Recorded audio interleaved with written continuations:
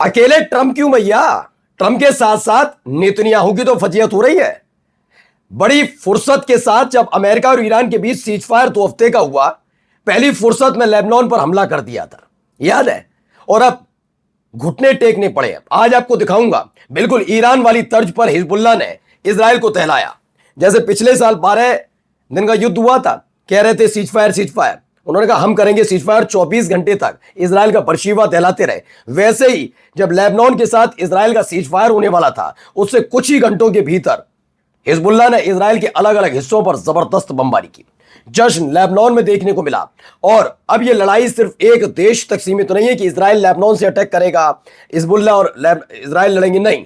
अब ये सारे के सारे मिलकर इजराइल को कैसे घेर रहे हैं वो भी दिखाऊंगा, क्योंकि जब सीजफायर की बात हुई तो न केवल इजराइल पर अटैक किया, बल्कि दूसरे देश में कब्जा करके बैठे हुए इजराइल के ठिकाने पर भी हिजबुल्लाह ने अटैक किया है। पहली बड़ी खबर आपको दिखाऊंगा क्या क्या वहां पर हो रहा है। और अब जब फजीयत होती है तो इंसान क्या करता है? छटपटाता है। वो सोचता है कि इस पूरे चीजों से जिससे थूथू हो रही है इससे बाहर आया जाए। ट्रंप इसी में फंसे हुए हैं। ट्रंप की थूथू है कि तुमने बच्चों की जान ली है, तो इसका ठीकरा किसी पर फोड़ना तो था ही, तो फोड़ने लगे अपने रक्षा मंत्री पर, लेकिन उसने भी मोर्चा खोल दिया है। अमेरिका के अंदर कैबिनेट में, ट्रंप की कैबिनेट में बिल्कुल जूतम पेजार जैसी हालत हो गई है। नमस्कार, मैं हूं प्रज्वल गौतम और आप देख रहे हैं खबर चौक। देखिए, पहले कुछ ही खुशी मनाती हुई तस्वीरें निकलकर सामने आई हैं, जरा सुनिए।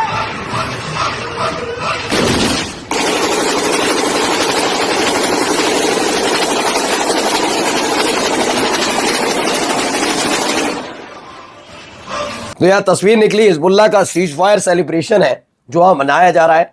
फिलहाल लेबनान और इजराइल के बीच सीज फायर है, लेकिन ये सीज फायर टेम्परेरी समझ लीजिए, कोई 10 दिन का सीज फायर रखा गया है।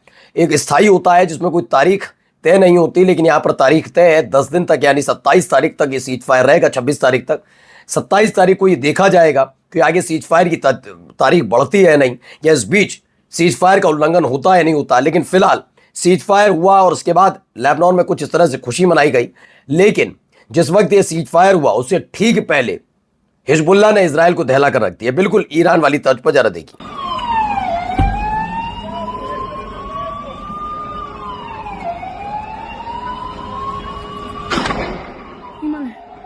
तो ये अटैक हुआ है सीज फायर से 1 घंटे पहले। हिजबुल्लाह के रॉकेट नहारिया में आकर गिरे। गलीले में भी ऐसा ही अटैक हुआ था।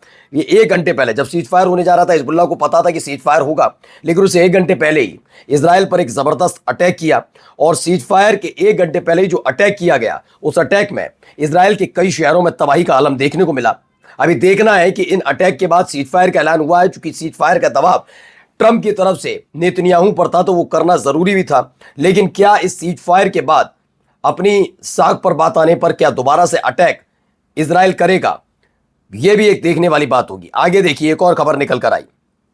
लेबनानी संघर्ष विराम से ठीक पहले गोलान हाइट्स में एक इजरायली सैन्य ठिकाने पर हिजबुल्लाह के ड्रोनों द्वारा किए गए हमले के बाद नहारिया में इजरायली हताहत, जो अभी हमने खबर दिखाई, एक के मारे जाने की अभी पुष्टि है। लेकिन इस सब के बीच खबर है कि सीरिया के गोलान हाइट्स पर जो इजराइल ने कब्जा कर रखा है, गोलान हाइट्स पर सीरिया के, उसको लेकर हिजबुल्लाह ने जब सीज फायर होने जा रहा था तो ठीक पहले एक तो नहारिया में इजराइल पर अटैक किया और दूसरा क्या कर दिया, सीधा सीरिया में गोलान हाइट्स पर अटैक किया गया। यानी अब ये एक संघर्ष का कहानी नहीं है कि अगर लेबनान में हमला हो रहा है तभी हिजबुल्लाह जागेगा। बता दिया है कि सीरिया पर भी होगा तो भी हिजबुल्लाह है। सीरिया के गुट भी तैयार रहेंगे अगर लेबनान पर अटैक होगा।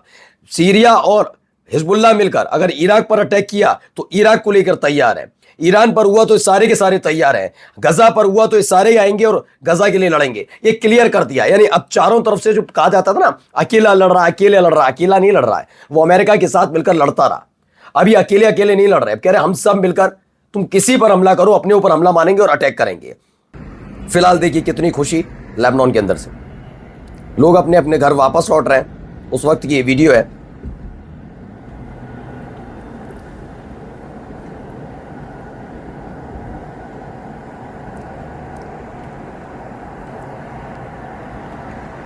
तो रेजिडेंट है दक्षिणी लेबनान के जो वापस लौटे हैं ईरान के दबाव में, जिस तरह का सीज फायर इजराइल को करना पड़ा लेबनान से, उसके बाद ये लोग वापस लौट रहे हैं दक्षिणी लेबनान में। एक तरफ जश्न मनाया जा रहा है हिजबुल्लाह की तरफ से, तो ये, लेकिन अब पर्चा फर्चा खर्चा भी तो चुकाना होगा। तो खबर क्या है, अमेरिका में रक्षा मंत्री को हटाने की तैयारी चल रही है। पीट हेगसेथ, पूरी दुनिया में नाराजगी ईरान पर हमले करने को लेकर तो है ही कि ईरान पर हमले क्यों किए, लेकिन उससे बड़ा यह है कि ईरान ने जो हमले किए वो स्कूलों पर क्यों किए, जिसमें 168 बच्चियों की जान गई। थू थू हो रही है। यहां कोई ट्रंप को कोई बहुत प्यार नहीं दे रहा है, लताड़ रहा है। ट्रंप जैसे व्यक्ति को लताड़ा जा रहा है कि तुम जैसा आदमी है ही क्यों। मैं नहीं कह रहा हूं, अमेरिका के लोग कर रहे हैं, देख लीजिए। अब पर्चा भी फाड़ना होगा किसी न किसी पर। ईरान में वॉर क्राइम, गर्ल्स स्कूल पर हमले का आरोप। मध्य पूर्व यानी मिडिल ईस्ट में चल रहे युद्ध के बीच अमेरिका की राजनीति में बड़ा भूचाल आ गया। ट्रंप प्रशासन में रक्षा मंत्री पीट हेगसेथ के खिलाफ अमेरिकी संसद में महाभियोग प्रस्ताव पेश किया गया। उन पर आरोप है कि उन्होंने ईरान के खिलाफ बिना कांग्रेस की मंजूरी यानी संसद की मंजूरी के युद्ध छेड़ा और ऐसे हमलों को अंजाम दिया जिन्हें वॉर क्राइम की श्रेणी में रखा जा सकता है, जबकि इजराइल ने अटैक किया था और ट्रंप की बिना मंजूरी के रक्षा मंत्री कैसे कर लेंगे। तो यानी ट्रंप अपनी कुर्सी बचाने के लिए सब करने की कोशिश कर रहे हैं, लेकिन उन्होंने कहा बड़ा आसान होगा। 30 जनरलों ने मना किया था ईरान में हम ग्राउंड ऑपरेशन नहीं करेंगे, उन्होंने मना किया, हमने 12 पर कार्रवाई की, बाकी डर गए। तो वैसे उन्होंने सोचा यहां पर भी मामला ठीक ठाक हो जाएगा, रक्षा मंत्री पर ठीकरा फोड़ देंगे, आराम से उनको पद से हटा देंगे, लेकिन ऐसा होने नहीं जा रहा। कच्चा चिट्ठा रक्षा मंत्री खोलने के लिए पीट हेगसेथ ट्रंप का कच्चा चिट्ठा खोलने के लिए तैयार बैठे हैं, क्योंकि महाभियोग आएगा तो कार्रवाई होगी। अब देखिए इसमें भी है। अब डोनाल्ड ट्रंप ने एक ट्रुथ सोशल पर पूरी कहानी लिखी कि 10 दिन तक ये सीज फायर रहेगा लेबनान और इजराइल के बीच, ये होगा वो होगा, हमारा अमेरिका ने ये सब कर दिखाया, वो कर दिखाया, तमाम बातें लिख रहे थे। लेकिन अब क्या, ईरान और चीन ने ट्रंप पर दबाव डाला कि वे नेतन्याहू को लेबनान में युद्ध विराम लागू करने के लिए मजबूर करें। ये सभी इसलिए हुआ क्योंकि ट्रंप ईरान के साथ किसी समझौते के लिए बेताब है। साथ ही ट्रंप चीन के साथ भी किसी समझौते के लिए उतने ही बेताब है। पता चला कि ट्रंप के सबसे खास एजेंट असीम मुनीर असल में एक डबल एजेंट थे जो इतने समय से चीन के लिए काम कर रहे थे। ये सारी की सारी कहानी निकलकर सामने आती है।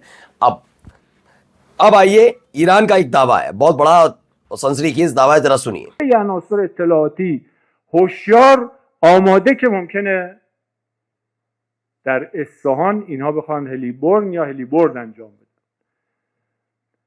مثل جنود الهی از همه طرف رزمندگان جمهوری اسلامی بالا سر اینا ریختن। तो ये आर्मी चीफ है ईरान के। उन्होंने दावा किया इस्फहान के दक्षिण में, साउथ में हमने अमेरिकी बलों के लिए घात लगाई थी जब उनका C-130 प्लेन वहां पर पहुंचा था कमांडोज को लेकर। पहली ही गोली में C-130 विमान गिरा दिया गया। जबकि अमेरिका का दावा था कि उन्होंने जैसे लादेन का ऑपरेशन किया था, लादेन वाला ऑपरेशन आपको याद होगा, 2 मई को पाकिस्तान में घुसे थे और उसके बाद उनका दावा था कि उन्होंने अपने हेलीकॉप्टर को ध्वस्त कर दिया था। वैसे ही कुछ है कि विमान मार गिराया गया, लेकिन अमेरिका का दावा था कि उन्होंने खुद मार गिराया था, लेकिन ईरान का कहना है कि उनकी वजह से ये सब हुआ, उन्होंने मार गिराया है। और जरा इस आदमी की हरकत सुनिए, क्या कह रहा है, जरा सुनते चलिए। including the first woman protester. What do you tell Iran? Well, tell that to the Pope. What do you say? Tell that to the Pope. You want to patch things up? तो pope के साथ वैसे ही इस आदमी की चल रही है लड़ाई। इस आदमी को आलोचना पसंद नहीं। रिपोर्टर ने कहा ईरान 4 लोगों को फांसी देने जा रहा है, पहली महिला प्रदर्शनकारी को भी। आप उन्हें क्या कहेंगे? उन्होंने कहा ट्रंप ने, आप पोप को बताएं। लेकिन सवाल ये उठता है कि क्योंकि पोप ने लगातार ईरान युद्ध की हिंसा की थी, निंदा कर दी थी कि ये नहीं होना चाहिए था। सवाल तो ये है कि अमेरिका में भी जनवरी के मौके में ही अमेरिका की पुलिस ने, स्पेशल पुलिस ने कई अमेरिकियों को जान से मार दिया 20 सड़क पर। तब क्यों नहीं ज्ञान दे रहा था ये आदमी? नमस्कार। New public inter college Lucknow, admission open. For more information call 0522 282232 और 7755 089585।